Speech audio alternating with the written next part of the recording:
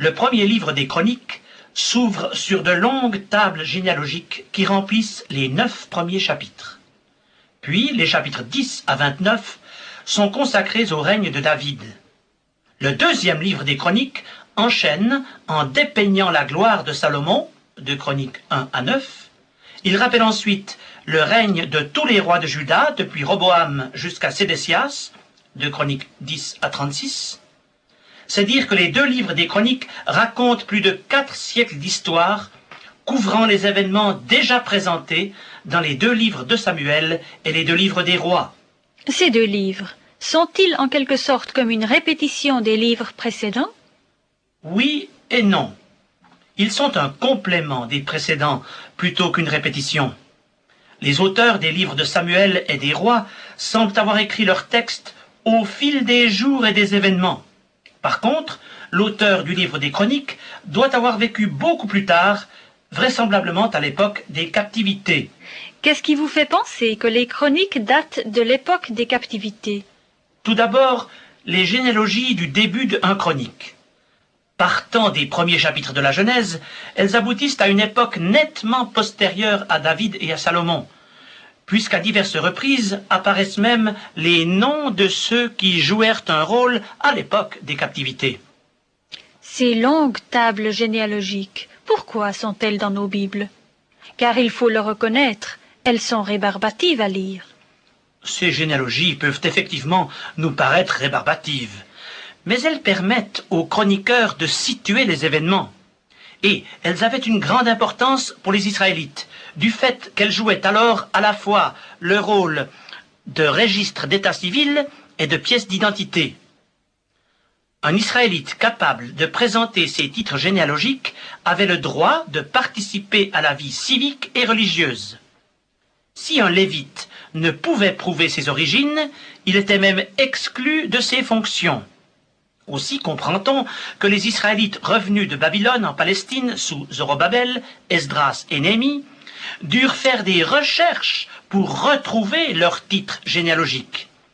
Le livre d'Esdras raconte même l'embarras de quelques fils de la captivité qui n'avaient pas retrouvé les leurs. Esdras 2, 62. Les événements de l'exil à Babylone avaient entraîné une profonde rupture dans l'histoire nationale d'Israël. Et il incomba au conducteur spirituel du retour de l'exil de renouer le fil de cette histoire. Il fallait que les nouvelles générations découvrent à leur tour les récits glorieux du passé auxquels ils n'avaient plus accès, surtout ceux d'entre eux qui ne comprenaient plus l'hébreu. Il fallait aussi que l'histoire nationale d'Israël retrouve, pour les fils de la captivité, l'importance qu'elle avait eue pour les générations précédentes.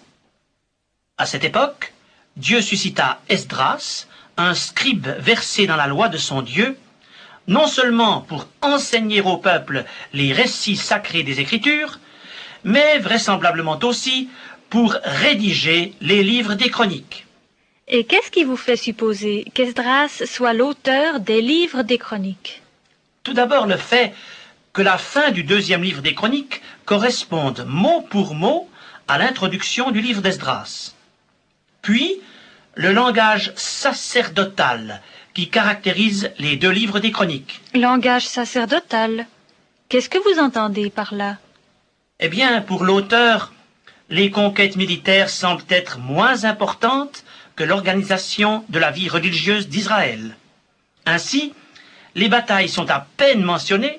Par contre, les chroniques s'étendent beaucoup plus que les livres de Samuel et des rois sur des considérations d'ordre ecclésiastique. Plusieurs chapitres de 1 Chronique sont consacrés à l'organisation du culte, à l'établissement des chantres, des portiers et des lévites dans leur office. Certains événements sont aussi analysés avec les leçons spirituelles qui en découlent. En voici un exemple. 2 Samuel nous raconte comment l'arche de Dieu fut transportée par David à Jérusalem. Dieu frappa alors un homme bien intentionné parce qu'il avait étendu sa main sur l'arche. David fut irrité par la sévérité d'un tel châtiment. Il eut peur de Dieu et laissa l'arche sur place. 3 mois plus tard, l'arche fut tout de même amenée à Jérusalem. Or, Lorsque les mêmes faits sont racontés dans les chroniques, le texte met en relief la raison du châtiment de Dieu. Au lieu d'être transportée sur un char, l'arche aurait dû être portée par les Lévites. Aussi, David dit-il aux Lévites, « Parce que vous n'y étiez pas la première fois, l'Éternel notre Dieu nous a frappés, car nous ne l'avons pas cherché selon la loi. » Premier livre des Chroniques, chapitre 15, verset 13. Et l'on pourrait citer d'autres exemples où les livres des Chroniques fournissent l'explication d'événements qui ne sont que racontés dans les livres de Samuel et des rois. Y a-t-il d'autres différences entre les Chroniques et les livres précédents? Oui, et l'une d'elles est fondamentale. Alors que dans les livres des rois, le texte décrit simultanément les événements se déroulant dans le royaume du Nord, les 10 tribus, et dans le royaume du Sud, Juda, le deuxième livre des Chroniques se concentre sur l'histoire des rois de Juda, ne mentionnant qu'occasionnellement le royaume du Nord. Et pourquoi Esdras se serait-il désintéressé du royaume du Nord? Les livres des Chroniques semblent s'adresser aux rescapés de l'exil, formés en majorité de descendants de Juda. Rappelons que les 10 tribus du Nord avaient été déportées en Assyrie, alors que la tribu de Juda et celle de Benjamin avaient été emmenées captives à Babylone. 70 ans plus tard, l'empereur Cyrus publia dans la région de Babylone un édit favorisant le retour des Juifs à Jérusalem. Ce sont donc surtout des descendants de Juda et de Benjamin qui revinrent en Palestine après l'exil. Durant des siècles, un profond fossé avait séparé les deux familles d'Israël. Souvent, au cours de l'histoire, elles avaient pris les armes l'une contre l'autre. Les habitants de Jérusalem, encore attachés au culte de l'Éternel, méprisaient leurs frères infidèles de Samarie. Or, cette inimitié s'accentua au point de devenir un sujet de préoccupation pour les prophètes.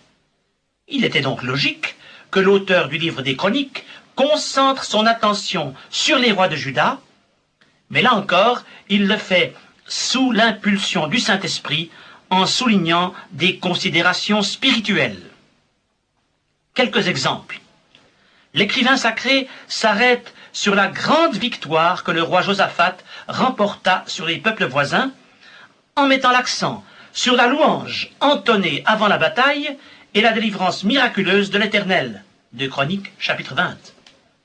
Ou bien, lorsque le Saint-Esprit pousse l'auteur des Chroniques à décrire le règne d'Ézéchias, il ne s'arrête pas tellement, comme le texte parallèle de 2 Rois 18 à 20, à la bataille contre Sanchérib, roi d'Assyrie, mais surtout à la réforme spirituelle entreprise par Ézéchias et à la grande fête de la Pâque qui fut célébrée sous le règne de ce roi intègre.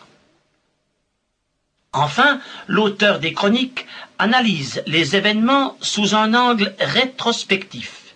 Il fait ressortir le point de vue de Dieu sur l'ensemble de l'histoire nationale et cherche à en tirer des leçons pour l'époque qu'il est en train de vivre. Lisons à cet effet la déclaration de 2 Chroniques, chapitre 36, versets 15 et 16, au sujet des captivités. L'Éternel, le Dieu de leur père, donna de bonne heure à ses envoyés la mission de les avertir, car il voulait épargner son peuple et sa propre demeure. Mais ils se moquèrent des envoyés de Dieu, ils méprisèrent ses paroles, et ils se raillèrent de ses prophètes, jusqu'à ce que la colère de l'Éternel contre son peuple devienne sans remède. C'est parce que la colère de l'Éternel était devenue sans remède qu'il permit à Nebuchadnezzar, roi des Chaldéens, d'envahir Jérusalem et d'emmener Juda captif à Babylone. Dieu avait patienté, il avait envoyé ses prophètes, il avait averti, il avait supplié Israël d'écouter, mais nul n'avait prêté l'oreille à ses envoyés. Aussi avait-il dû sévir, car sa colère était devenue sans remède. Et comment peut-on concilier l'idée de la colère de Dieu avec celle de l'amour de Dieu? Si Dieu est amour, il est aussi justice. Que penserait-on d'un père laissant son enfant exécuter tout ce qui lui passe par la tête? Parce que Dieu aime, il prévient les écarts. Il propose sa miséricorde aux coupables. Et parce qu'il est juste, il punit celui qui ne veut pas se repentir. Dieu a patienté tant de fois avec Israël. Mais à force de refuser d'écouter les avertissements, le peuple était devenu insensible. La situation était donc sans espoir. Or aujourd'hui, il en est de même. Les actes d'injustice commis sur le plan universel font appel à la souveraine justice de Dieu, même à sa vengeance. Cependant, Dieu avertit les hommes, et c'est pourquoi il a envoyé sa parole, la Bible, et Dieu patiente avec eux pour qu'ils découvrent son amour et sa grâce. L'apôtre Pierre écrivait à ce sujet: « Le Seigneur ne tarde pas dans l'accomplissement de la promesse, comme quelques-uns le croient, mais il use de patience envers vous, ne voulant pas qu'aucun périsse, mais voulant que tous arrivent à la repentance. » Deuxième épître de Pierre, chapitre 3, verset 9. Aujourd'hui, Dieu patiente avec vous. Il plaide en faveur de votre âme, afin qu'elle ne périsse pas, car il désire que par la repentance vous accédiez à son merveilleux salut. Ne faites pas comme Israël et Juda il y a 25 siècles. Aujourd'hui, venez à Jésus-Christ, découvrez son amour et recevez la vie éternelle comme don de sa grâce.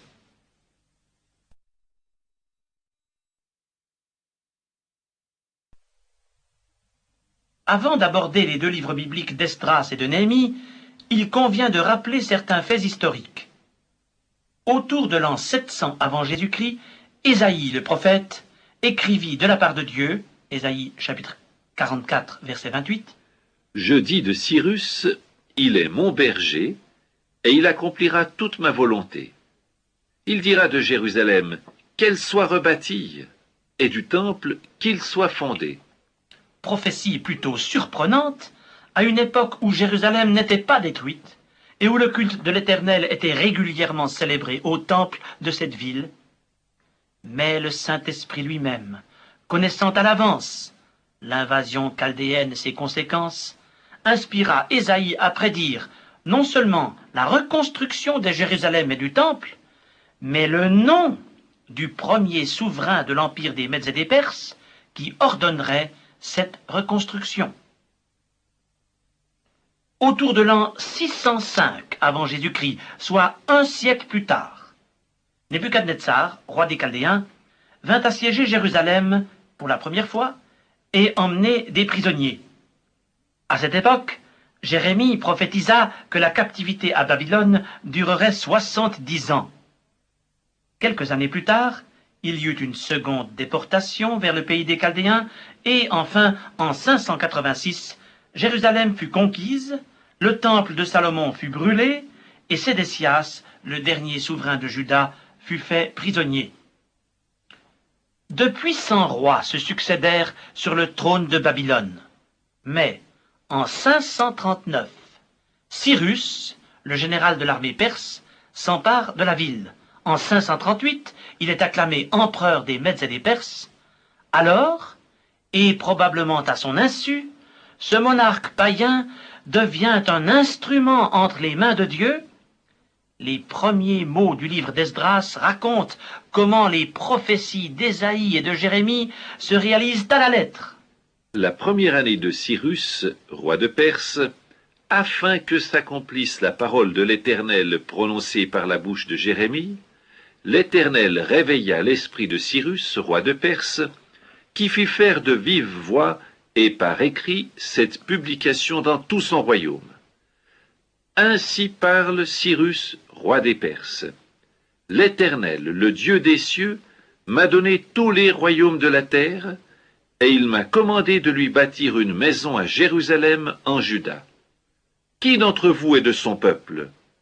Que son Dieu soit avec lui, et qu'il monte à Jérusalem en Juda, et bâtisse la maison de l'Éternel, le Dieu d'Israël. C'est le Dieu qui est à Jérusalem. Suite à la proclamation de l'empereur Cyrus, près de 50 000 Israélites quittèrent les rives du Tigre et de l'Euphrate sous la conduite du gouverneur Zorobabel et retournèrent en Palestine. Esdras, chapitre 2. Fort de l'autorisation de l'empereur Cyrus, ils se mirent à reconstruire le temple. Esdras, chapitre 3.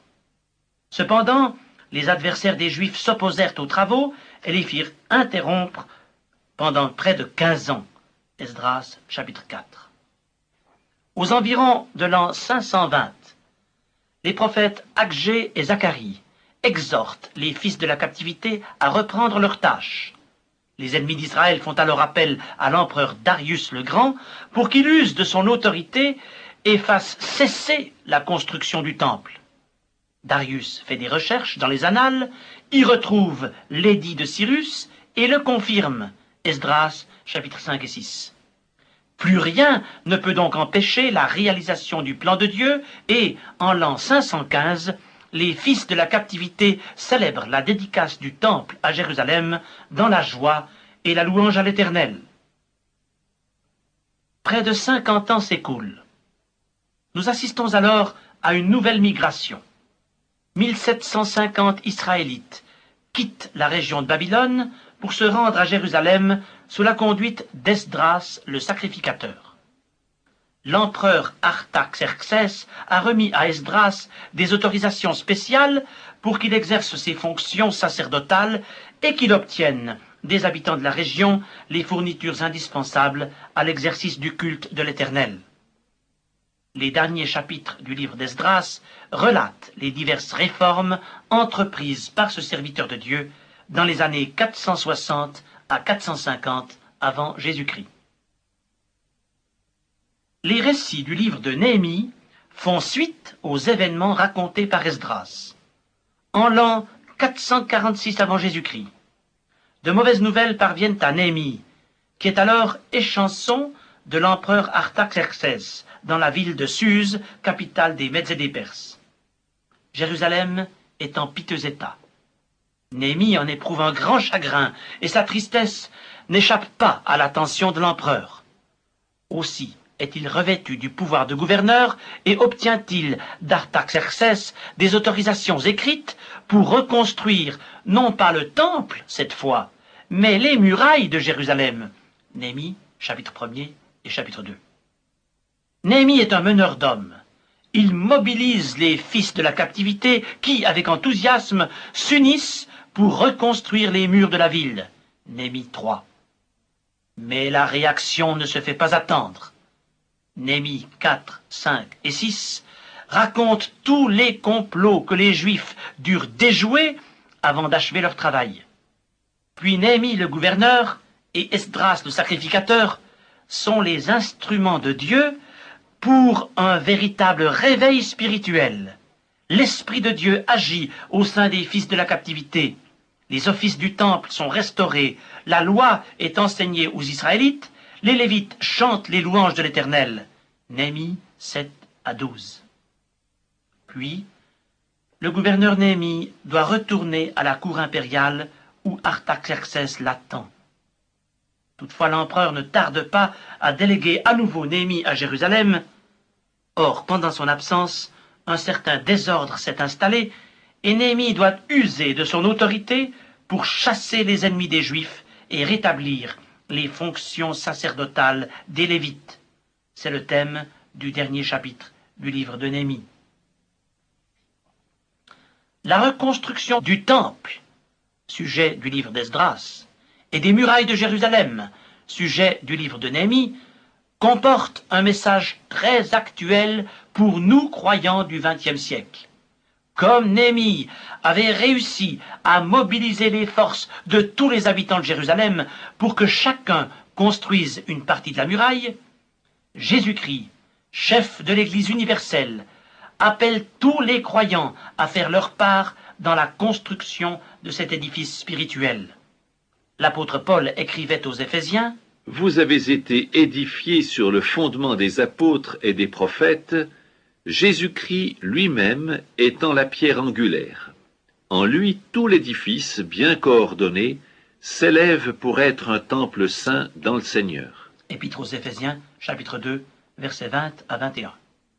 Et dans la même épître, Éphésiens, chapitre 4, verset 16, nous lisons : « C'est de Christ et grâce à tous les liens de son assistance que tout le corps, bien coordonné et formant un solide assemblage, tire son accroissement selon la force qui convient à chacune de ses parties et s'édifie lui-même dans l'amour.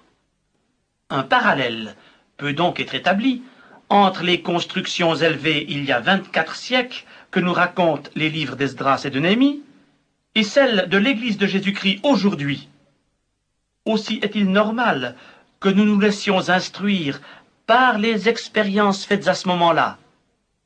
Les ennemis d'Israël usèrent alors de 3 méthodes: la moquerie, l'attaque ouverte et l'infiltration. Premièrement, la moquerie. Nous lisons Néhémie chapitre 4, versets 1 à 2. Lorsque Sanballat apprit que nous rebâtissions la muraille, il fut en colère et très irrité. Il se moqua des Juifs et dit devant ses frères et devant les soldats de Samarie: « À quoi travaillent ces Juifs impuissants? Les laissera-t-on faire? Sacrifieront-ils? Vont-ils achever? Redonneront-ils vie à des pierres ensevelies sous des monceaux de poussière et consumées par le feu? » Tobija, l'ammonite, était à côté de lui et lui dit: « Qu'ils bâtissent seulement. Si un renard s'élance, il renversera leur muraille de pierre. » Aujourd'hui, Satan défie les constructeurs de l'Église du Seigneur. Il veut les décourager, envoyant contre eux des calomniateurs. Ou bien, deuxième méthode, c'est l'attaque ouverte. Dans les pays où la liberté de conscience n'existe plus, l'Église persécutée en sait quelque chose. Les ennemis de Dieu se liguent contre les croyants exactement comme le firent les adversaires des fils de la captivité. Constatant la poursuite des travaux qu'ils n'avaient pas pu empêcher, ils réagirent. Nous lisons: « Ils furent très irrités en apprenant que la réparation des murs avançait et que les brèches commençaient à se fermer. Ils se liguèrent tous ensemble pour venir attaquer Jérusalem et lui causer du dommage. » Néhémie chapitre 4, versets 7 à 8. Troisièmement, la méthode la plus subtile, l'infiltration. Néhémie 6 nous montre que les adversaires des fils de la captivité s'introduisirent dans la ville pour décourager le peuple et comploter contre Néhémie le gouverneur. Ils cherchèrent même à le séduire et à le calomnier, nuisant ainsi à sa réputation. Aujourd'hui, il en est de même. Satan use de diverses méthodes. Lorsqu'il a échoué dans l'attaque ouverte, il emploie une tactique plus dangereuse. Il se glisse à l'intérieur et introduit dans l'Église la mésentente, les critiques, les compromis, les séductions spirituelles. Quel moyen efficace pour entraver l'œuvre de Dieu! Oh, que Dieu suscite aujourd'hui des hommes et des femmes de la trempe de Néhémie, qui sauront discerner les pièges et réagir de la bonne manière, comme Néhémie avait réagi. Nous citons: « Je regardai, et m'étant levé, je dis aux grands, aux magistrats et au reste du peuple: ne les craignez pas. Souvenez-vous du Seigneur grand et redoutable, et combattez pour vos frères, pour vos fils et vos filles, pour vos femmes et pour vos maisons. » Lorsque nos ennemis apprirent que nous étions avertis, Dieu anéantit leurs projets, et nous retournâmes tous à la muraille, chacun à son ouvrage. Néhémie chapitre 4, versets 14 à 15. Dans le Nouveau Testament, l'apôtre Paul tient un langage semblable lorsqu'il écrit aux Corinthiens: « Mes frères bien-aimés, soyez fermes, inébranlables, travaillant de mieux en mieux à l'œuvre du Seigneur, sachant que votre travail ne sera pas vain dans le Seigneur. » Premier épître aux Corinthiens, chapitre 15, verset 58. Si aujourd'hui Dieu vous appelle à construire pour lui, ne vous découragez pas.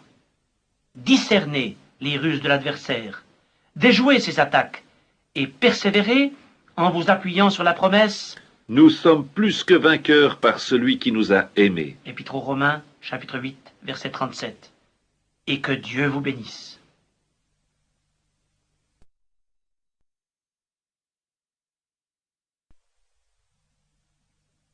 L'empereur Assuérus, que l'histoire a retenu sous le nom de Xerxès, régna de 486 à 465 avant Jésus-Christ dans la ville de Suse, capitale de l'empire des Mèdes et des Perses. C'est sous son règne que se place l'histoire d'Esther. Lors d'un festin royal organisé dans la capitale, Vashti, la reine, s'oppose à un ordre du roi et est destituée. Aussi cherche-t-on parmi les jeunes filles du royaume celle qui pourra la remplacer. Parmi les nombreux Israélites exilés dans l'Empire perse, Mardochée vit à Suse, où il a adopté et élevé Esther, sa cousine, qui, très jeune, est devenue orpheline. Esther est l'une des jeunes filles choisies pour être introduite à la cour. Bientôt, elle est conduite auprès du roi, qui la couronne à la place de Vashti. Mardochée se rend fréquemment au palais pour prendre des nouvelles de sa cousine. Fortuitement, il a connaissance d'un complot fomenté contre le roi par 2 portiers. Les 2 coupables sont exécutés, et l'acte de Mardochée est inscrit dans les annales de l'Empire. Puis le roi élève au rang de premier ministre Haman, un homme orgueilleux et prétentieux. Mardochée refuse de fléchir le genou devant lui. Irrité, Haman médite sa vengeance. Il dédaigne de porter la main sur Mardochée seul et se rend chez le roi pour obtenir la permission de frapper tous les Juifs. Nous lisons: Haman dit au roi Assuérus, « Il y a dans toutes les provinces de ton royaume un peuple dispersé et à part parmi les peuples, ayant des lois différentes de celles de tous les peuples, et n'observant point les lois du roi. Il n'est pas dans l'intérêt du roi de le laisser en repos. Si le roi le trouve bon, qu'on écrive l'ordre de les faire périr, et je pèserai 10 000 talents d'argent pour qu'on les porte dans le trésor du roi. » Esther, chapitre 3, versets 8 et 9. Si Haman voulut exterminer les Juifs, ce n'était pas seulement parce qu'il ne supportait pas l'insubordination de Mardochée. Il avait remarqué le caractère particulier d'Israël, ce peuple à part, que la communauté des nations ne comprend pas et supporte mal aujourd'hui encore. L'antisémitisme est une gangrène qui a rongé les peuples très tôt dans l'histoire. Mais Dieu a toujours pris en main la cause d'Israël. Revenons à l'histoire d'Esther. Mardochée, revêtu d'un sac et couvert de cendres, se rend à la porte du palais, pourtant interdite à tout porteur de vêtements de deuil. Il fait dire à la reine ce qui se trame contre les Juifs et lui transmet une copie de l'édit d'extermination publié par Haman. La reine comprend ce qu'on attend d'elle, mais elle redoute d'intervenir auprès du roi. Mardochée lui fait dire: « Ne t'imagine pas que tu échapperas seul d'entre tous les Juifs, parce que tu es dans la maison du roi. Car si tu te tais maintenant, le secours et la délivrance surgiront d'autre part pour les Juifs, et toi et la maison de ton père, vous périrez. Et qui sait si ce n'est pas pour un temps comme celui-ci que tu es parvenu à la royauté. » Alors que tous les Juifs de la capitale s'unissent dans le jeûne et la prière, Esther se rend chez le roi. Elle invite Assuérus et Haman à un festin qu'elle prépare. Mais avant même qu'elle fasse connaître au roi son origine et sa requête, Dieu agit sur un autre plan. Cette nuit-là, Assuérus ne peut pas dormir. Il se fait lire les chroniques de l'Empire et découvre que Mardochée n'a reçu aucune récompense pour son acte de probité accompli quelques années auparavant et grâce auquel la vie du roi a été épargnée. De son côté, Haman, qui ne peut plus supporter la présence de Mardochée, a élevé pour lui un gibet devant sa maison. Il se rend donc au palais pour demander au roi l'autorisation d'exécuter son vil projet. Cependant, les pensées d'Assuérus suivent un autre cours. À peine Haman est-il introduit dans sa présence qu'il lui demande à brûle-pourpoint: « Que faut-il faire pour un homme que le roi veut honorer ?» Haman se dit en lui-même, « Quel autre que moi le roi voudrait-il honorer ?» Et Haman répondit au roi, « Pour un homme que le roi veut honorer, il faut prendre le vêtement royal dont le roi se couvre, et le cheval que le roi monte, et sur la tête duquel se pose une couronne royale, remettre le vêtement et le cheval à l'un des principaux chefs du roi, puis revêtir l'homme que le roi veut honorer, le promener à cheval à travers la place de la ville, et crier devant lui, « C'est ainsi que l'on fait à l'homme que le roi veut honorer. » Esther, chapitre 6, versets 6 à 9. Ô l'humiliation profonde de Haman, lorsque le roi lui ordonna de prendre lui-même le cheval et de promener Mardochée dans la capitale. Après avoir exécuté l'ordre du roi, Haman s'en retourne chez lui désolé et la tête voilée. Et sa femme lui déclare, « Si Mardochée, devant lequel tu as commencé de tomber, est de la race des Juifs, tu ne pourras rien contre lui, mais tu tomberas devant lui. » Esther, chapitre 6, verset 13. Effectivement, rien n'arrête plus la chute de Haman. Il est invité une seconde fois à un festin chez la reine, et ses projets de génocide sont alors dénoncés. Stupéfait, Assuérus se met en colère et ordonne que Haman soit pendu au gibet primitivement dressé pour Mardochée. Puis Mardochée est élevé au rang de premier ministre. Pour supprimer les Juifs, Haman avait imaginé un genre de solution finale. C'est là l'expression qu'on a utilisée au XXe siècle pour désigner le génocide des Juifs. Aussi, Esther et Mardochée s'employèrent-ils à conjurer les effets de la publication de Haman. Au 13e jour du 12e mois, jour prévu pour l'extermination des Juifs, ceux-ci eurent alors le droit de se rassembler, de se défendre et de tuer ceux qui tentaient de les attaquer. L'histoire d'Esther fait ressortir un principe abondamment confirmé tant par l'Écriture sainte que par l'histoire profane. Ce n'est pas impunément qu'on lève la main contre le peuple juif. Dieu avait dit à Abraham, lors de son appel, « Je bénirai ceux qui te béniront, et je maudirai ceux qui te maudiront. » Genèse chapitre 12, verset 3. Les individus ou les nations qui favorisent Israël sont bénis. Mais ceux qui s'opposent à ce peuple récoltent amèrement les fruits de leurs œuvres. Le prophète Zacharie disait au sujet d'Israël, « L'Éternel des armées m'a envoyé vers les nations qui vous ont dépouillés, car celui qui vous touche, touche la prunelle de son œil. » Zacharie chapitre 2 verset 8. De son côté, le prophète Ézéchiel déclarait, « Parce qu'on a voulu de toutes parts vous dévaster et vous engloutir, pour que vous soyez la propriété des autres nations, parce que vous avez été l'objet des discours et des propos des peuples, ainsi parle le Seigneur l'Éternel. Je lève ma main. Ce sont les nations qui vous entourent qui porteront elles-mêmes leur ignominie. » Ézéchiel chapitre 36 versets 3 et 7. Le livre d'Esther prouve que l'Éternel n'abandonne jamais son peuple et que le secours et la délivrance surgissent toujours pour Israël. Pourtant, fait particulièrement frappant dans ce livre, le nom de Dieu ne s'y trouve pas. Pour cette raison, certains théologiens des temps passés ont même voulu écarter le livre d'Esther de la liste des écrits inspirés. Mais, si le nom de Dieu est absent du texte, sa présence le remplit du premier au dernier verset. C'est Dieu qui avait placé Esther et Mardochée au palais à Suse, car c'est là qu'il avait besoin d'eux. Des spécialistes israélites ont fait des recherches dans l'original hébreu et y ont découvert le nom de Dieu dans 5 phrases clés du livre. Mais ce sont des mentions cachées, sous forme d'acrostiche, la première lettre de chaque mot correspondant au nom Yahvé, c'est-à-dire éternel.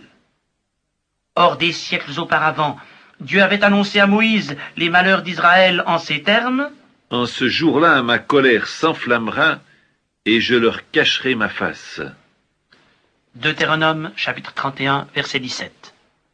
Dans sa colère contre son peuple, Dieu a permis les captivités.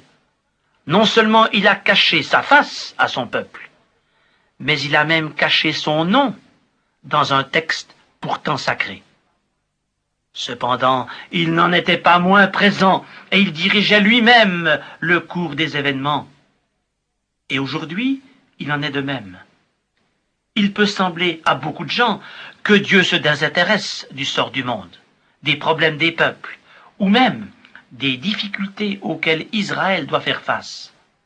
Néanmoins, la main de l'Éternel demeure plus puissante que celle des chefs d'État, et elle agit de manière efficace derrière les faits qui déterminent le sort des nations. Les promesses de l'Écriture s'accompliront sans aucun doute.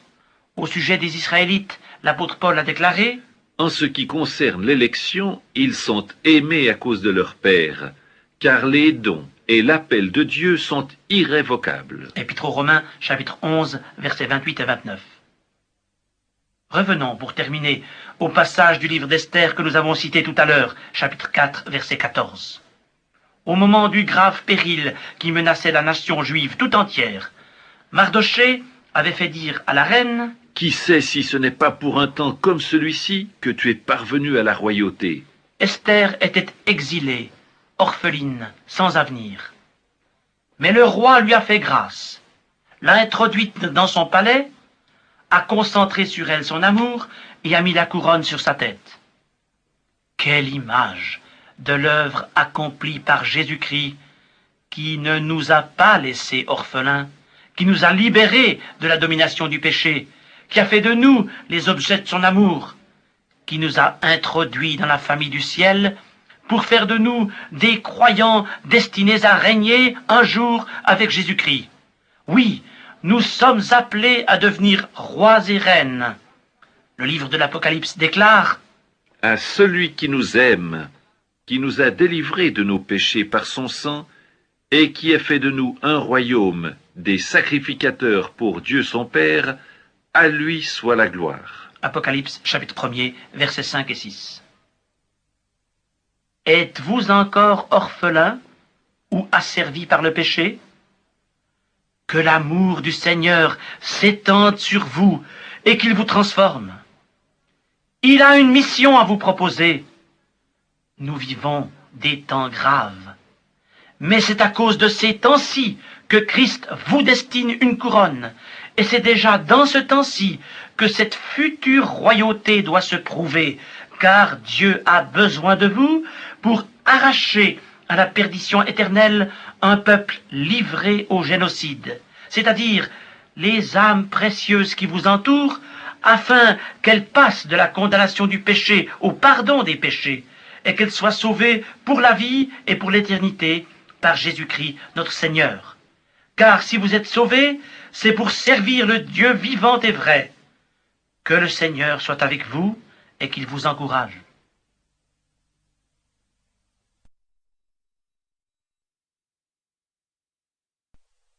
Le livre de Job est probablement le plus ancien de la Bible.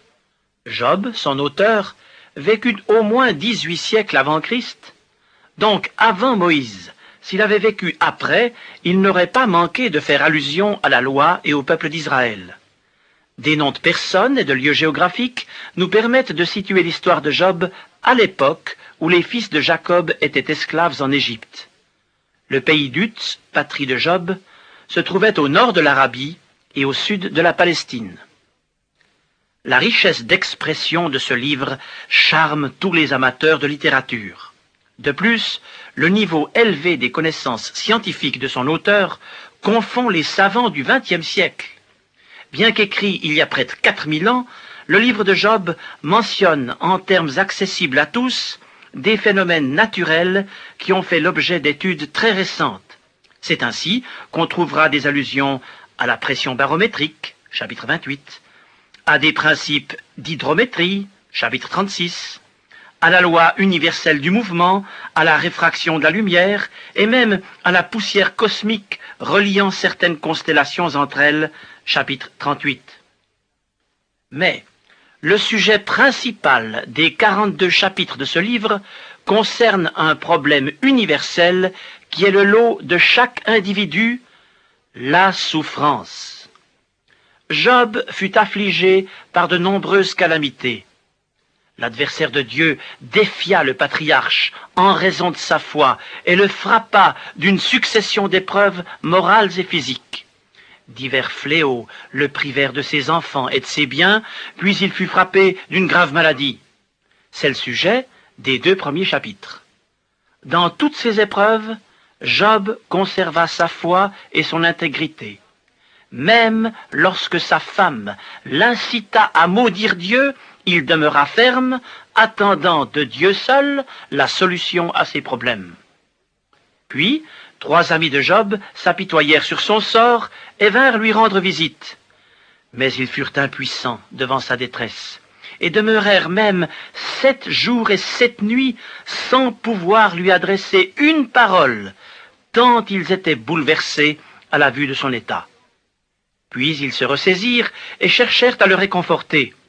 Ce sont de longs discours qui, avec les réponses de Job, remplissent la majeure partie du livre, soit les chapitres 4 à 31. Mais du fait que ces 3 hommes accusèrent leur ami d'impiété et de prétention, interprétant ces malheurs comme un jugement de Dieu, ils ne firent qu'accroître sa souffrance morale. Il n'est donc pas étonnant que Job les traitât de consolateurs fâcheux, chapitre 16, verset 27. Ah, c'est toujours pareil. Les moralistes ne peuvent jamais comprendre ceux qui souffrent. Lorsque les 3 amis de Job furent à bout d'arguments, Élihu, un jeune homme, intervint, chapitres 32 à 37. Conscient de son manque d'expérience, il avait d'abord laissé la parole aux autres. Lui non plus n'apporta pas de véritable solution au patriarche affligé, mais il sut tout de même affirmer la parfaite justice du Tout-Puissant dans ses voies envers l'homme. Permettez-nous maintenant d'interrompre quelques instants notre analyse du livre de Job pour nous pencher sur le problème de la souffrance, ce mal qui arrache parfois à l'homme des cris de désespoir. Souvent cet homme ne comprend pas ce qui lui arrive. Job lui-même constate « L'homme naît pour souffrir, comme l'étincelle pour voler. » L'origine de la souffrance remonte au chapitre 3 de la Genèse, au jour où nos premiers parents tombèrent dans la désobéissance. Dieu s'adressa alors à Ève en ces termes : « J'augmenterai la souffrance de tes grossesses, tu enfanteras avec douleur. » La souffrance doit donc être considérée comme une conséquence directe de la désobéissance d'Adam et Ève en Éden. Et si elle est devenue universelle, c'est parce qu'elle est la conséquence d'un fléau qui, lui aussi, est devenu universel, le péché. Toutefois, il ne faut pas penser que Dieu veuille punir l'homme par la souffrance. Si nous devions être punis en proportion de nos fautes, il n'y aurait aucune maladie assez grave pour correspondre au châtiment que nous méritons. Nous avons affaire à un Dieu d'amour et de grâce qui, s'il permet la souffrance, ne nous traite jamais en proportion de nos fautes. Mais Dieu permet la souffrance pour éveiller la conscience de l'homme, pour parler à son cœur, puis pour l'attirer à lui et lui révéler son salut. En combien d'occasions Dieu s'est-il révélé à ceux qui ne se souciaient pas de lui, simplement parce qu'ils ont été arrêtés, soit par un accident, soit par une maladie, soit par une épreuve morale soudaine.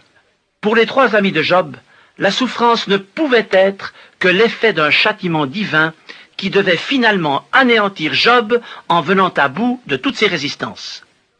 Cette façon de voir démontre les limitations de l'esprit humain qui ne saisit pas les pensées insondables de Dieu. Quant à Job lui-même, il se soumit à la souffrance dans la résignation. Et c'est aussi là l'attitude de multitudes aujourd'hui. Mais la résignation ne peut être une solution heureuse, car elle laisse le cœur vide et amer. Telle ne doit pas être l'attitude du croyant. Il est appelé à voir dans la souffrance une discipline exercée avec amour par son Père céleste, ou un moyen d'affermir et de fortifier sa foi. Ce thème est du reste abondamment repris dans le Nouveau Testament. Ainsi, nous lisons dans la première épître de Pierre, chapitre 4, verset 12. « Mes bien-aimés, ne trouvez pas étrange d'être dans la fournaise de l'épreuve, comme s'il vous arrivait quelque chose d'extraordinaire. » Et dans l'épître de Jacques, chapitre 1, versets 2 et 3. « Mes frères, regardez comme un sujet de joie complète les diverses épreuves auxquelles vous pouvez être exposés, sachant que l'épreuve de votre foi produit la patience. » D'innombrables personnes passent par la souffrance.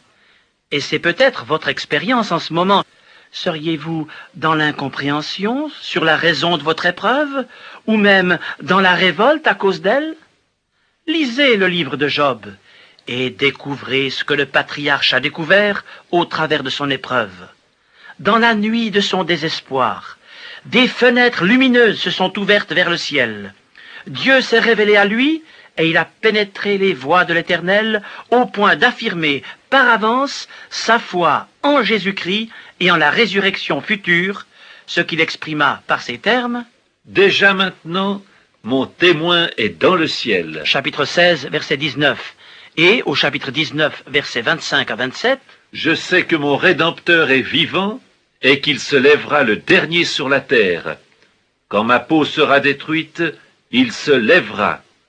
Après que ma peau aura été détruite, moi-même je contemplerai Dieu, je le verrai, et il me sera favorable. Mes yeux le verront, et non ceux d'un autre. » Après l'épreuve, Dieu s'est révélé lui-même à Job. Les chapitres 38 à 41 montrent par des descriptions inspirantes le Créateur manifesté dans ses œuvres les plus diverses. Les étoiles, le cosmos, les éléments déchaînés, puis les animaux, la lionne, l'âne sauvage, l'autruche, le cheval, l'aigle, l'hippopotame, le crocodile. La puissance de l'Éternel déployée dans la nature poussa Job à reconnaître sa petitesse, puis sa totale dépendance de son Seigneur. Chapitre 42, versets 1 à 6. Alors, Dieu lui rendit son ancienne prospérité, si bien que Job hérita d'une bénédiction double. Chapitre 42, versets 10 à 17. Chers amis, vous êtes peut-être aujourd'hui comme dans un tunnel, ne voyant pas l'issue de votre épreuve.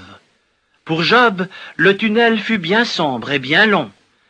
Mais il y eut aussi une sortie de tunnel, comme il y en aura aussi une pour vous. Faites comme Job, remettez votre cause entre les mains de Dieu. Faites-lui entièrement confiance. Il est en votre Seigneur une délivrance, un dénouement, une prospérité qui vont au-delà des afflictions du moment présent. Même dans la souffrance physique ou dans l'épreuve morale, vous pouvez expérimenter la paix de Dieu. Au lieu de vous révolter, priez.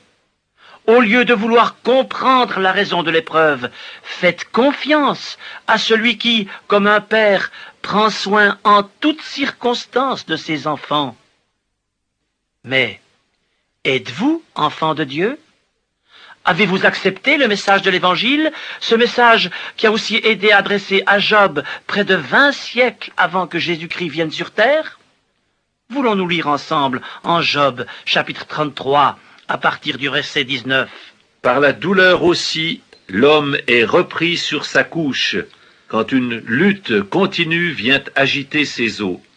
Alors il prend en dégoût le pain, même les aliments les plus exquis.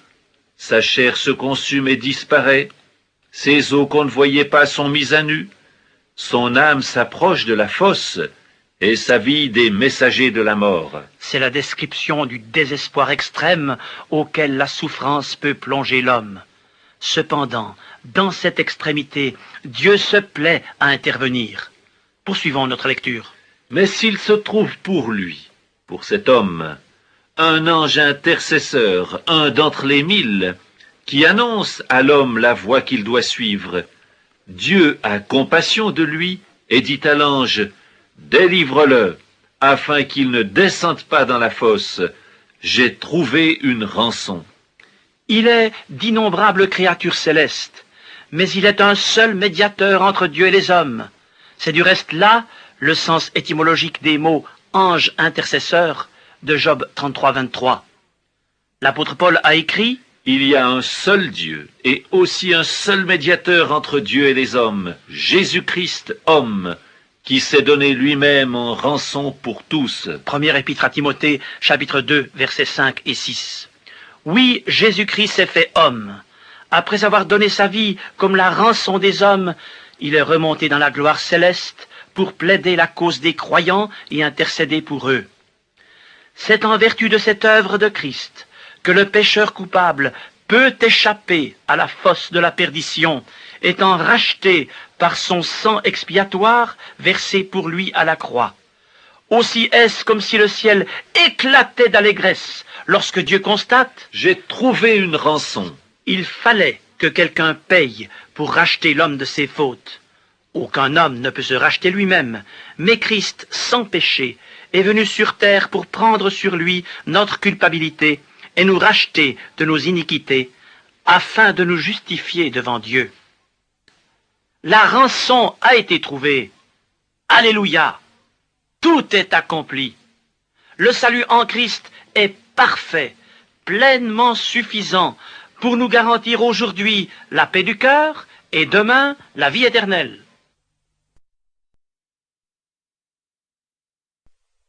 Nous voulons commencer par lire ensemble les 3 premiers versets du psaume 1.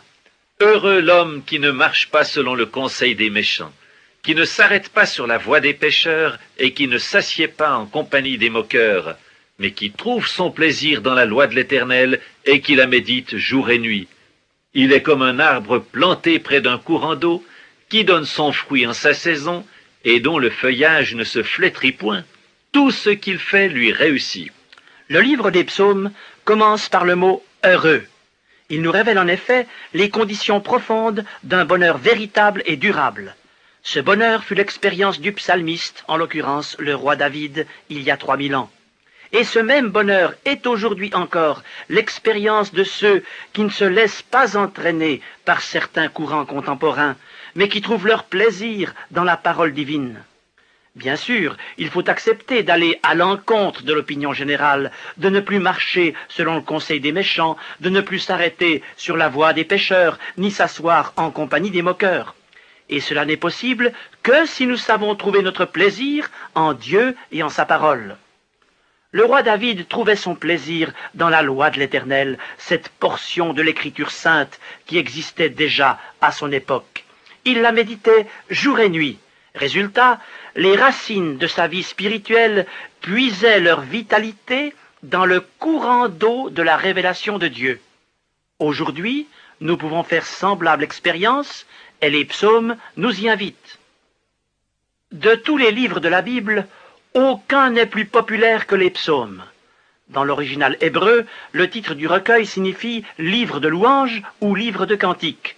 En grec, le mot « psalmos », pluriel « psalmoi », apparaît 7 fois dans le Nouveau Testament. Il désigne un poème chanté avec accompagnement de musique. Les 4000 choristes établis par le roi David entonnaient les psaumes dans le temple de Salomon sous l'experte direction d'Asaph, d'Héman et de Jéduthun. C'est ce que nous lisons en 1 Chroniques 23 et 25. Des siècles plus tard, les Israélites revenus de l'exil à Babylone firent des psaumes leur recueil de cantiques pour le second temple. Et que dire des millions de croyants de tous les âges qui y ont découvert réconfort, encouragement et secrète victoire en temps de solitude, de privation ou de persécution, ou encore inspiration durant les époques glorieuses des réveils spirituels de l'histoire. Sur les 150 psaumes, 73 sont signés du roi David. On pense qu'il est aussi le principal auteur des psaumes dits anonymes, c'est-à-dire les psaumes non signés, au nombre de 49. Ces cantiques dépeignent tour à tour les souffrances et les joies de David et reflète les circonstances mouvementées de sa vie lorsqu'il était rejeté par Saül, errant dans les déserts et sur les montagnes d'Israël, puis lorsqu'il fut acclamé roi par les 12 tribus d'Israël et qu'il acheva ses jours dans la gloire de son règne. Vers la même période, Asaph, chef des choristes du roi David, composa 12 psaumes. Salomon écrivit à son tour les psaumes 92 et 127. Il y eut également les 12 cantiques des fils de Corée qui étaient portiers dans le temple. Mentionnons aussi le cantique d'un certain Étan l'Ezrachite, c'est-à-dire le psaume 89, et le psaume 90 de Moïse, qui date donc du XIVe siècle avant Jésus-Christ. En contraste, le psaume 137 date du 5e siècle avant Jésus-Christ, puisqu'il a été composé sur les rives des fleuves de Babylone durant la captivité. Certaines épigraphes nous permettent de classer les psaumes suivant leur caractère particulier. Alors que le terme hébreu « mizmor », qui veut dire psaume, se trouve à l'entête de nombre d'entre eux, le mot « shigayon », qui veut dire complainte, figure au début du psaume 7. Miktam, qui signifie hymne, est à l'entête du psaume 16, et shir, c'est-à-dire cantique, à l'entête du psaume 30. Quant au psaume 32, il s'ouvre par le mot hébreu maskil, aussi traduit dans nos Bibles par cantique, expression qui signifie littéralement instruction. C'est dire que les psaumes comportent des caractères bien définis que nous pouvons grouper. 7 psaumes engagent le croyant à confesser son péché et à demander pardon à Dieu. On les a nommés psaumes de repentance. Ce sont les psaumes 6, 32, 38, 51, 102, 130 et 143. Dans les psaumes 113 à 118, ainsi qu'au psaume 136, la note d'adoration prédomine. On les a donc appelés psaumes Alléluia. Ils étaient exécutés lors de la célébration de la Pâque. Quant au cantique des degrés, les psaumes 120 à 134, ils décrivent la marche ascendante du croyant et ils furent très probablement chantés par les pèlerins revenant de l'exil après la captivité babylonienne. Les poèmes de l'époque biblique ne rimaient pas comme les vers de la littérature moderne, mais le rythme des syllabes y était soigneusement réglé. Parfois, la progression de l'enseignement didactique était soulignée par le mouvement ascendant de l'alphabet.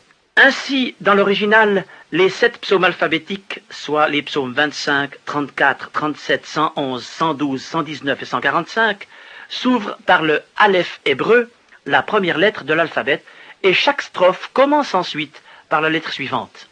Dans le psaume 119, le plus long du recueil, les 8 premiers versets commencent chacun par la lettre Aleph, les 8 suivants par la lettre Bet, et ainsi de suite. Le Nouveau Testament contient 74 citations directes du livre des psaumes. À l'inverse, les psaumes font de très nombreuses allusions prophétiques à Jésus-Christ. C'est au point que 18 d'entre eux ont été spécialement désignés comme psaumes messianiques. Ils sont avant tout consacrés aux souffrances de Christ et à la gloire à venir qui en dépend. Parmi les psaumes messianiques, l'un des plus remarquables est sans contredit le psaume 22. Il décrit en termes pathétiques les souffrances de Christ à la croix. Lisons-le, voulez-vous, depuis le verset 2.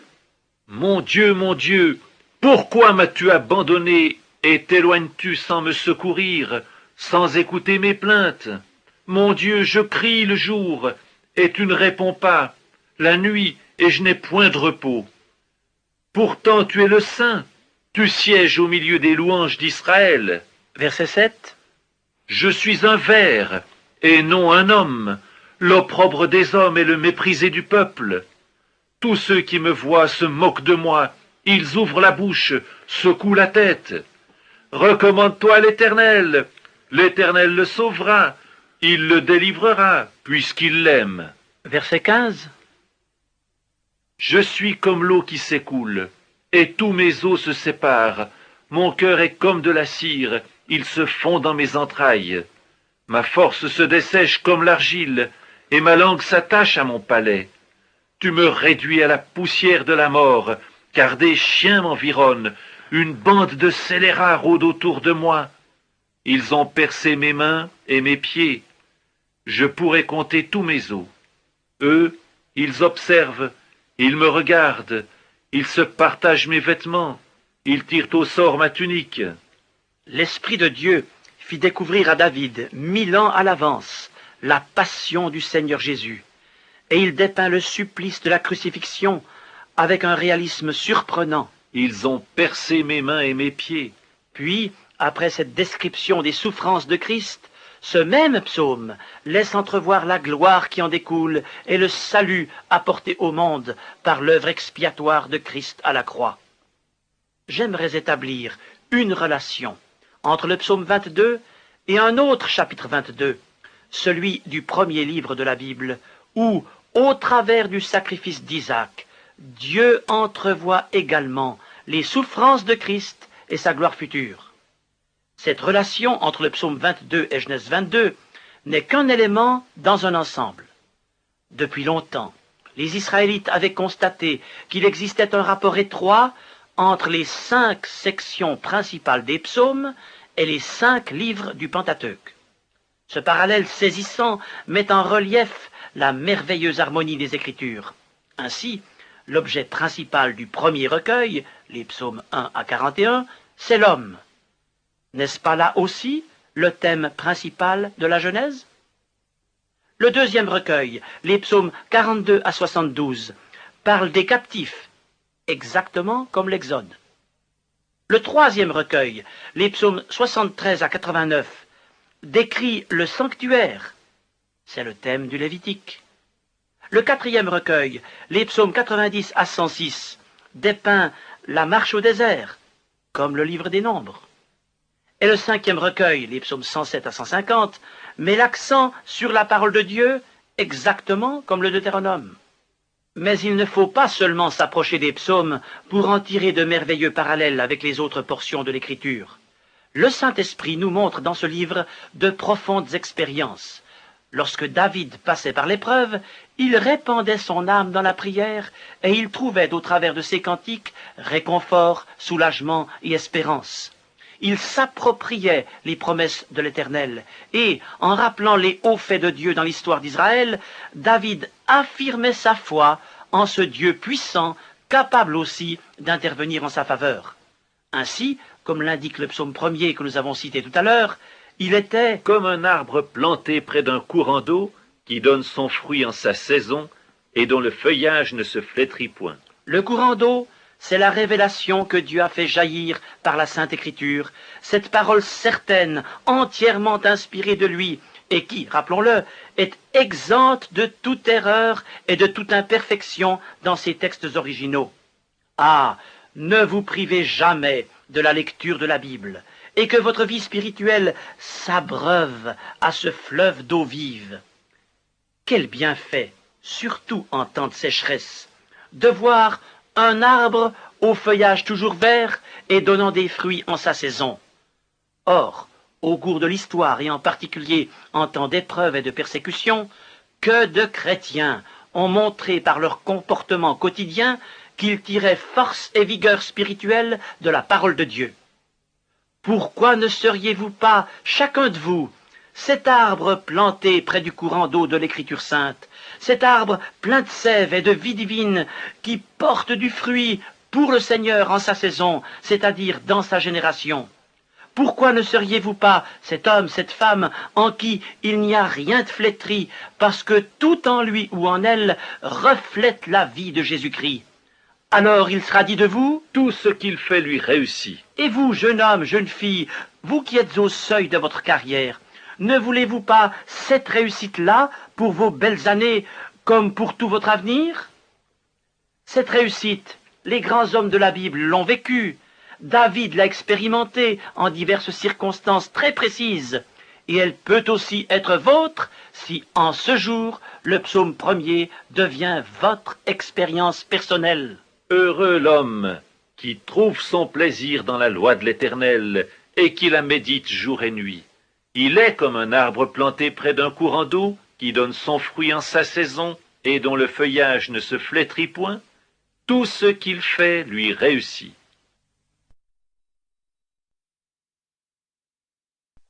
Dixième siècle avant l'ère chrétienne. Les limites du royaume d'Israël s'étendent des rives de l'Euphrate aux frontières de l'Égypte.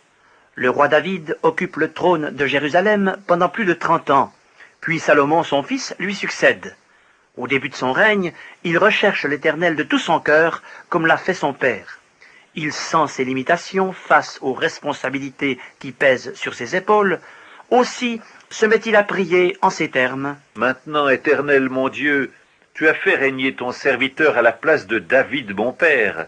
Et moi, je ne suis qu'un jeune homme, je n'ai point d'expérience. Ton serviteur est au milieu du peuple que tu as choisi, peuple immense, qui ne peut être ni compté ni dénombré à cause de sa multitude. Accorde donc à ton serviteur un cœur intelligent pour juger ton peuple, pour discerner le bien du mal. » Premier livre des Rois, chapitre 3, versets 7 à 9. Cette demande est fort agréable à Dieu, qu'il exaucera au-delà de toute attente. Dieu donna à Salomon de la sagesse, une très grande intelligence et des connaissances multipliées comme le sable qui est au bord de la mer. Salomon a prononcé 3000 sentences et composé 1005 cantiques. Il a parlé sur les arbres, depuis le cèdre du Liban jusqu'à l'hysope qui sort de la muraille. Il a aussi parlé sur les animaux, sur les oiseaux, sur les reptiles et sur les poissons. Il venait des gens de tous les peuples pour entendre la sagesse de Salomon, de la part de tous les rois de la terre qui avaient entendu parler de sa sagesse. Premier livre des Rois, chapitre 4, versets 29 à 34. L'on se souvient de la reine de Séba qui vint de la lointaine Éthiopie pour profiter d'une telle instruction. Mais qui dira le nombre d'hommes et de femmes qui, depuis 3000 ans, bénéficient de la sagesse de Salomon en s'inspirant de ses écrits? Certains indices de la science de Salomon apparaissent dans le livre des Proverbes, lorsqu'il traite de l'atome, chapitre 8, verset 26, du globe terrestre, 8, 27 et 31, de la météorologie, chapitre 30, verset 4, de l'instinct des animaux, chapitre 30, versets 24 à 28, et de bien d'autres sujets encore. Mais les préceptes moraux demeurent l'essentiel du message des Proverbes. En général, ce sont des maximes très courtes, touchant des domaines fort différents, ou bien plusieurs versets du même passage sont consacrés à un thème particulier, par exemple à la femme étrangère, chapitre 7, à l'homme de bien, chapitre 12, à l'insensé, aux paresseux et aux rapporteurs, chapitre 26. Les chapitres 25 à 29 contiennent des préceptes de Salomon recueillis 3 siècles après sa mort par les gens d'Ézéchias, roi de Juda.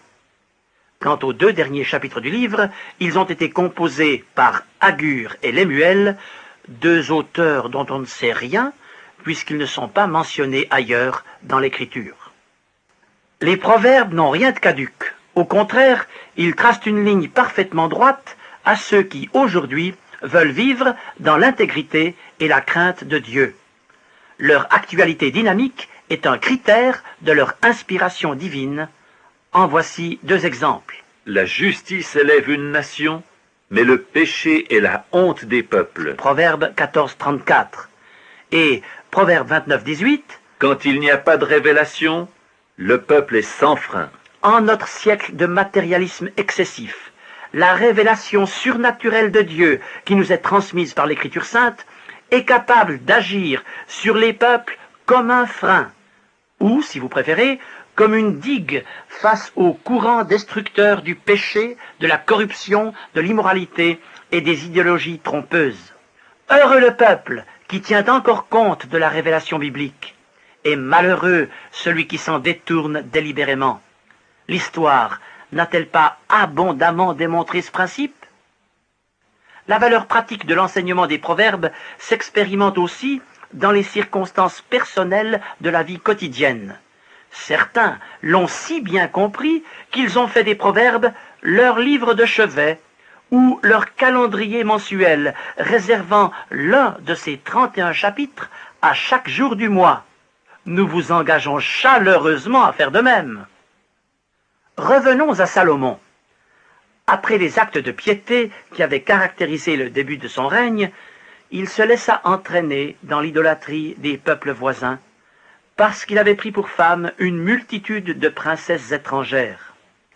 Si la rédaction du livre des Proverbes date de la période où Salomon était intègre devant Dieu, celle de l'Ecclésiaste se place sans doute à l'époque du déclin spirituel qui a marqué la fin de son règne. Les proverbes sont le reflet de la sagesse divine dont Salomon s'inspira au début de sa carrière. L'Ecclésiaste évoque les vains raisonnements d'un homme qui, bien que comblé de tout, est désabusé et ne recherche plus l'Éternel. Au contraire, il considère ce qui se passe sous le soleil à la lumière de ses expériences négatives. Aussi répète-t-il souvent dans l'Ecclésiaste « Vanité des vanités, tout est poursuite du vent. » Salomon s'attribue le rôle de prédicateur, car c'est là la signification littérale du terme ecclésiaste. Il parle 22 fois des maux qui affligent l'homme et 23 fois de ses peines. Il déplore que le mal règne partout, mais il tente de s'en accommoder, allant jusqu'à dire qu'il n'y a guère de différence entre celui qui s'applique au bien et celui qui se livre au mal. C'est un peu la philosophie d'un agnostique comme il y en a tant aujourd'hui. Effectivement, notre société, soi-disant chrétienne, compte des millions d'ecclésiastes qui croient à l'existence d'un Dieu suprême, mais qui n'ont pas de relation personnelle avec lui. Aussi, leur sagesse naturelle se heurte-t-elle toujours aux énigmes de la vie, de l'injustice et de la souffrance, et aboutit-elle à cette constatation fataliste de Salomon ? Il n'y a de bonheur pour l'homme qu'à manger et à boire, et à faire jouir son âme du bien-être au milieu de son travail. Chapitre 2, verset 24. Mais alors, direz-vous, puisque l'Ecclésiaste exprime l'apologie de la philosophie humaine, comment se fait-il que ces 12 chapitres soient dans notre Bible? Sans doute parce que la parole de Dieu est un miroir qui reflète l'homme tel qu'il est, et qu'elle démontre l'insuffisance de ses efforts philosophiques face aux questions essentielles de l'existence. Cependant, si le message de l'Ecclésiaste est obscurci par tant d'arguments négatifs, il laisse néanmoins entrevoir la lumière d'en haut à diverses reprises. Par exemple, au chapitre 3, verset 11, « Dieu fait toutes choses belles en son temps, même il a mis dans le cœur de l'homme la pensée de l'éternité. » Ou bien, au chapitre 12, dans la conclusion du livre, « Jeune homme, réjouis-toi dans ta jeunesse, mais souviens-toi de ton Créateur pendant les jours de ta jeunesse, avant que les jours mauvais arrivent et que les années s'approchent où tu diras « Je n'y prends point de plaisir ». Cet appel s'adresse aussi à l'homme moderne qui oublie son Créateur, en particulier au jeune homme et à la jeune fille d'aujourd'hui, afin qu'ils prennent plaisir à la connaissance de Dieu avant que leur cœur ne s'endurcisse. Ces mots « avant que » nous concernent, vous concernent tous. Il est plus facile de croire en Dieu à 15 ans qu'à 75 ans. Parce que l'Ecclésiaste en est persuadé, il insiste sur les conséquences du déclin propre au troisième âge, dans un texte très riche en métaphores. Je vous invite à vous y arrêter avec moi, chapitre 12, dès le verset 5. C'est le temps où les gardiens de la maison tremblent. Allusion aux mains qui, avec l'âge, se mettent à trembler. Temps où les hommes forts se courbent.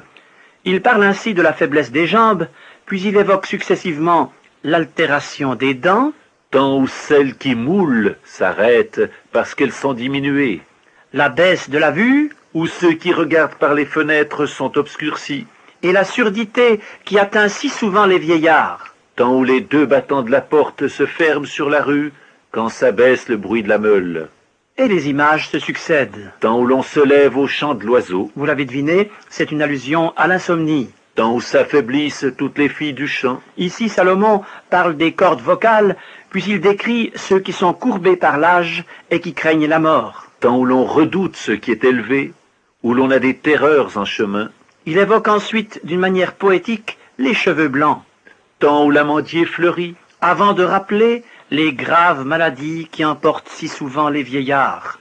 Temps où le cordon d'argent se détache, où le vase d'or se brise, où le seau se rompt sur la source, et où la roue se casse sur la citerne. Évocation suggestive de l'artériosclérose, de la paralysie des cellules nerveuses, des troubles circulatoires et de la crise cardiaque. Non, l'avenir n'appartient à personne. Demain peut devenir synonyme de jamais.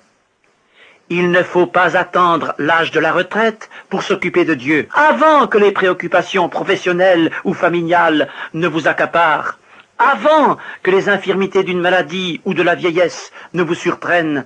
Souvenez-vous de votre Créateur, découvrez-le dans la prière et dans la lecture de la Bible. Que devez-vous faire pour rester irrémédiablement perdu loin de Dieu et dans la condamnation éternelle? Rien.